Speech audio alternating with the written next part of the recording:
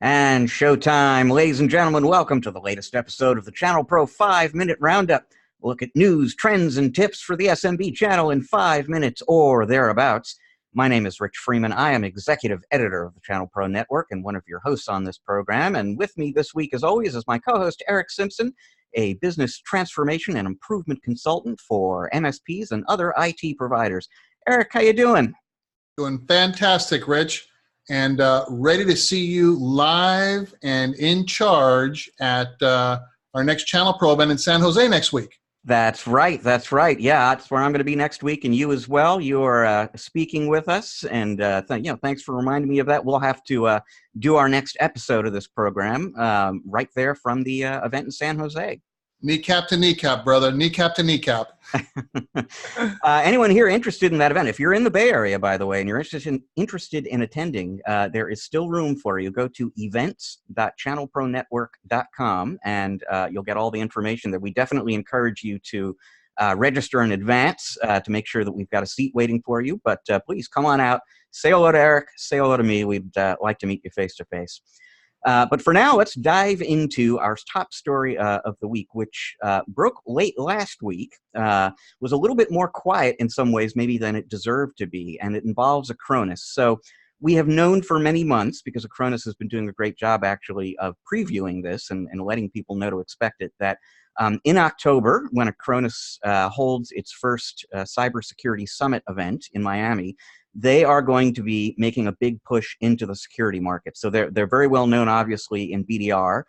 They are in the midst of a strategic shift where they're moving beyond BDR into what they call data protection, which is BDR plus security, essentially. Now, earlier in the year, we saw Carbonite make the same kind of play. They bought Webroot. They coupled their backup products with Webroot security products in a bid to create this new data protection kind of market. Acronis is doing the same thing. And we knew that in October, they were going to be launching a new cybersecurity platform called Total Protect with a number of pieces and capabilities in it. What they announced last week was something that they had not been foreshadowing as much during the year, which is the launch of new security services to go along with that security software. And 3 services in particular out of the gate. One of them is an assessment service that helps you do vulnerability scanning and penetration testing in end-user environments. There's also a end-user awareness training service that they offer, and an incident response service, so that if one of your customers gets breached, the Acronis folks can step in and help you figure out what to do in response to that. Also help you make sure that you're prepared to deal with incidents in advance. So actually a relatively robust service offering for them to be coming up with here just as a 1.0 essentially, and sort of interesting. It certainly rounds out the picture for them. Again, we knew that they were going to have software. Now that we know that they're going to have services to go along with that, and it puts them head-to-head against a number of other vendors in the market, including Webroot, which I mentioned before, which also provides services like end-user awareness training. Boy, it certainly does put them right in the mix, Rich. And, you know, the event that you just shared is being promoted as their inaugural cybersecurity summit. So they are investing a lot of time, energy, and effort in developing and rolling out these services to really, you know, ride the wave of opportunity for clients and helping their end customers, deal with, you know, the biggest threat that we've seen, you know, historically in terms of data and data protection. I mean, it's insane how much more ransomware attacks and phishing attacks and breaches have occurred, this year. I just read in a McAfee report that came out that indicated that over 119% or 118% increased ransomware attacks so far in one of the quarters this year. So,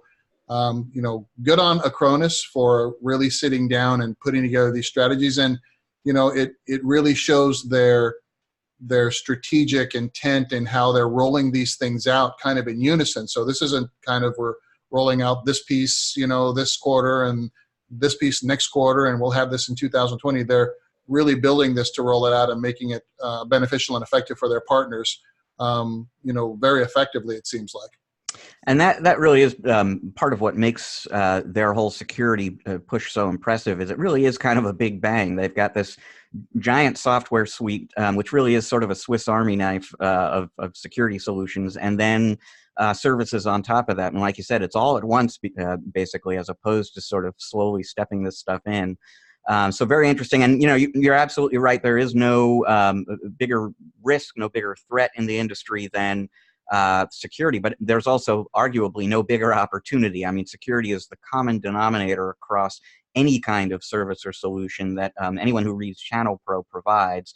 And so it's wise of Acronis as a vendor to be getting into that market, and it's certainly something that MSPs and resellers need to be taking very seriously. And now they have another solution set to pay attention to and evaluate. Exactly. And, I've been saying for a little while now, the managed cybersecurity or managed security services opportunity is greater than the managed services opportunity. I mean, it is blue ocean out there. So if our viewers and listeners aren't jumping on the cybersecurity bandwagon, time waits for no one. So get after it. Well, Eric, normally each week I at least attempt to make some sort of segue between the news story and your tip of the week, but we didn't actually chat about what your tip of the week is this week, so I'm going to be as surprised as viewers. What is it? So, yes, I was late in sending that to you. I apologize, Rich. So this tip of the week is all about evaluating your strategic business growth strategy. So and the reason why, the tip of the week is a little late, because I was saving up a good one. I had a really interesting conversation with a partner just this morning. And here's a partner who's, typical MSP, kind of, struggling to grow his business, having a lot of different challenges, and has been looking to improve different areas of his business and bringing in, sparing no expense, bringing in consultants to help with, sales, or help with marketing, or help with service delivery, and all these different things, and really not having the result that he's really looking for. And as I started asking more questions, it began to dawn on me that there isn't an overarching business strategy where all of these improvements in each of these business units roll up into in unison. And I gave him the analogy of, well, let's just say your business is an engine, and you're working on one cylinder of the engine at a time. And so you're making improvements to one cylinder, which is maybe marketing or sales or service, but all the other cylinders are misfiring. They're not in unison, they're not in tune. So instead of going out and investing all of these resources and fixing one of these and then trying to fix another one, stop for a second, reevaluate the strategy, discover what it is that you want to realize in terms of overall business improvement this year, next year, right?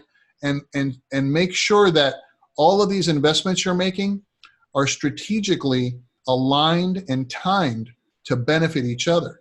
So instead of pulling, one lever 180 degrees, hiring a sales professional when we've got service issues over here and we don't have a good marketing and lead generation process over here, and we need to fix our bundling and pricing, you're going to be paying for a sales professional for 6-9 months till they get ramped up and still have to fix all these other issues. I said, I encourage you to just stop for a second, stop investing in things and in consultants, figure out what the strategy is. What is it you want to do? And then instead of pulling one lever 180 degrees, pull 4 levers 15 degrees each.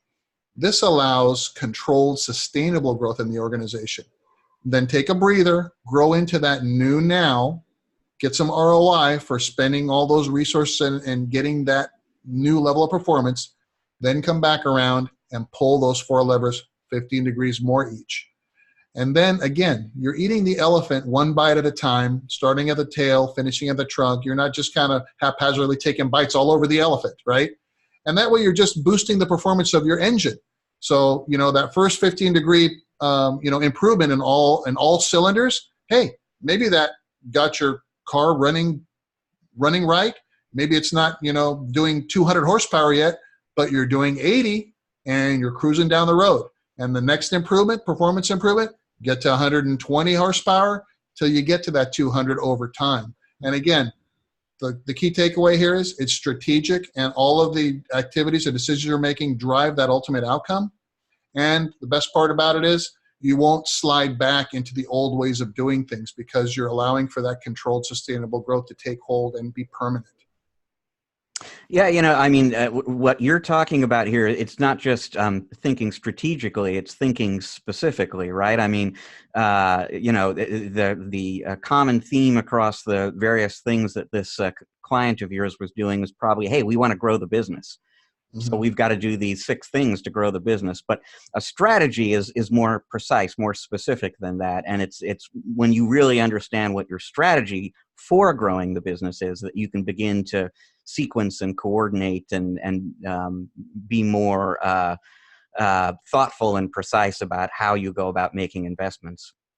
Exactly. And you're not spending money before you can leverage the highest ROI from it, right? So, when those improvements happen, then it'll be much more clear when it's time to hire another resource to come in. Okay, now we're ready for that sales professional. Now we're ready for that service manager. Now we're ready for that, marketing person or account manager, right? Because you've got the foundation laid for them to be successful. Absolutely. Makes really great sense. We have got time for just one more story this week, and you'll have to forgive us. Eric and I are both frequent flyers, and so we're kind of attracted to these airline and airport-related stories. We've got one of those for you this week, actually. It's yet another dubious achievement from our friends at Spirit Airlines. And folks who have flown Spirit probably know what we're talking about here. For those who don't, they have a bit of a reputation for, I would say, nickel and diming their customers, except it tends to be a little bit more than nickels and dimes. Recently, they just added a new service, and on the face of it, it sounds like a great one. You can now use WhatsApp, the texting service, to get help with ticket changes and other customer support issues. Hey, thumbs up Spirit Airlines. The thumbs down part of that story is it's going to cost you $25 if they actually help you do something. So the people who perfected charging you for carry-ons and drinking water on the plane have now come up with a new way to grab another $25 from you if you ask them for customer support via WhatsApp. Yep, I'm continually amazed at their penchant and to beat the spirit out of you, pun intended, Rich. Well, they people fly with them, so something's got to be working for them. But boy, oh boy. So that is it, folks. That is all the time we've got on the ChannelPro 5-Minute Roundup for you this week. Thank you very much for joining us. If you like this program and you would like to keep up with future episodes of it, maybe take a look at some prior episodes that you missed, what you want to do is go to the ChannelPro Network channel in YouTube and subscribe to that there. Make sure you click that little bell icon so you get notifications when new episodes are available. You'll get all that great content for you all the time. Speaking of great content, what you want to do is go to channelpronetwork.com on a daily basis, because we have got great new content for you there all the time about things like Acronis and its new strategy in the data protection market, as well as strategies for growing your business. To learn more about Eric and the work that he does with his clients, the place to go is ericsimpson.com. That is ERICK Simpson.com. We will be, as he said, kneecap to kneecap next week in San Jose for the next episode of this program. Until then, enjoy the rest of your week, folks. Eric and I are enjoying the rest of your week already.